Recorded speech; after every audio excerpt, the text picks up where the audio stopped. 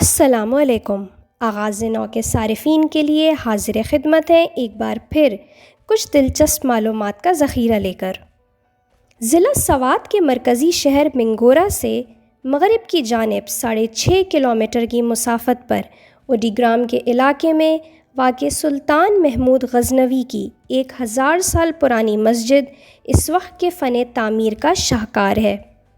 یہ مسجد شمالی پاکستان کی سب سے پرانی مسجد سمجھی جاتی ہے۔ اس کی چھت زمین سے 30 فٹ اونچی ہوا کرتی تھی۔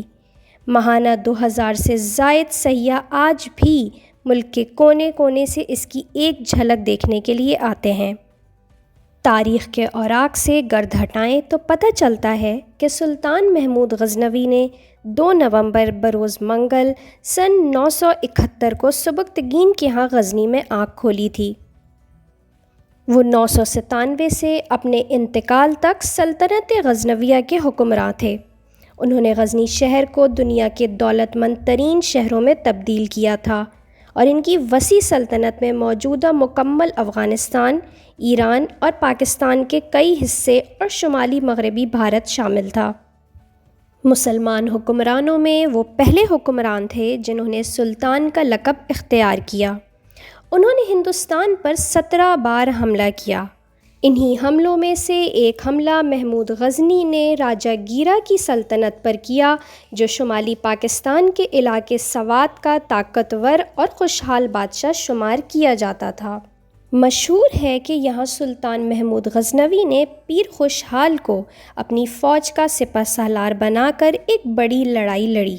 اسی معرکے میں پیر خوشحال بڑی بے جگری سے لڑا اور بالآخر زندگی کی بازی ہار بیٹھا۔ پیر خوشحال اب یہاں سوات میں ہی دفن ہے۔ اس معرکے میں سلطان کے 2 بیٹے بھی سدھار گئے تھے اور وہ بھی سوات ہی میں مدفون ہیں۔ ایک خونریز لڑائی کے بعد راجہ گیرا کو شکست کا سامنا کرنا پڑا تھا۔ راجہ کی شکست کے بعد سلطان واپس غزنی چلے گئے تھے اور 30 اپریل 1030 عیسوی کو انتقال کر گئے۔ کہا جاتا ہے کہ انہوں نے ضلع سوات سے واپسی کے وقت یہاں ایک مسجد تعمیر کرنے کا حکم صادر کیا تھا۔ مسجد کے باہر لگے ایک بورڈ پر مسجد کی مختصر تاریخ لکھی گئی ہے، جس کے مطابق سلطان محمود غزنوی نے مسجد کی بنیاد 1048 عیسوی میں ڈالی تھی۔ یہ شمالی پاکستان کی سب سے پرانی مسجد مانی جاتی ہے۔ اس کے احاطے سے 1984 میں ایک کتبہ دریافت ہوا تھا، جس پر درج تھا کہ محمود غزنوی نے اپنے بھتیجے حاکم منصور کو اس کی تعمیر کا حکم دیا تھا۔ حاکم منصور نے اپنے سپہ سالار نوشگین کی نگرانی میں اسے تعمیر کیا تھا۔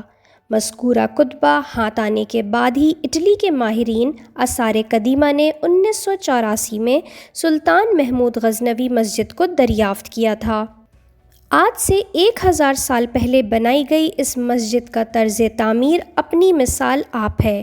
یہاں پر گارڈز مسجد میں داخل ہونے سے پہلے سیاحوں کو ایک بات کی تلقین خاص طور پر کرتے ہیں کہ آپ کو مسجد کے احاطے میں کسی بھی چیز کو ہاتھ نہیں لگانا ہے، کیونکہ اس سے نیچر ڈسٹرب ہونے کا احتمال ہے۔ 1000 سال پہلے جو چیز رکھی گئی تھی، اگر اسے وہاں سے اٹھایا گیا تو اس کی فطری کشش میں کمی واقع ہو جائے گی۔ مسجد تعمیر کرتے وقت اس کے صحن کے عین درمیان پانی کا ایک تالاب بنایا گیا تھا، جسے آج بھی اسی شکل میں دیکھا جا سکتا ہے۔ اس دور میں لوگ نماز پڑھنے کی خاطر وضو اسی حوض کے پانی سے کیا کرتے تھے۔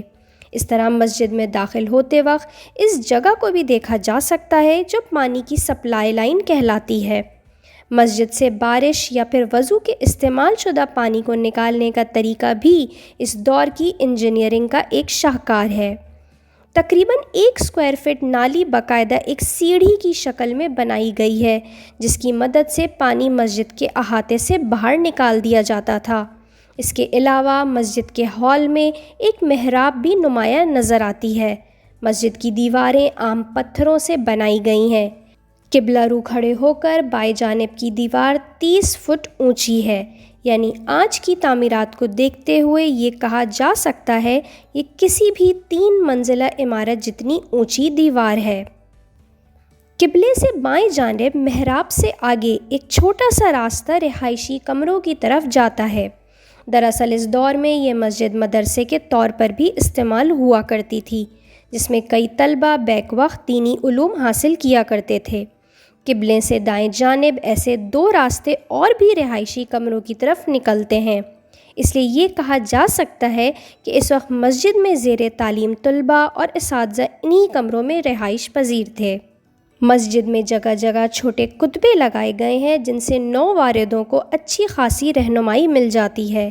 اسی طرح مسجد کے احاطے میں بھی ایک کتبہ لگایا گیا ہے کہ یہاں پر بھی کبھی اسٹوپا ہوا کرتا تھا اور بدھ مت کے پیروکار اپنی مذہبی رسوم یہاں ادا کیا کرتے تھے۔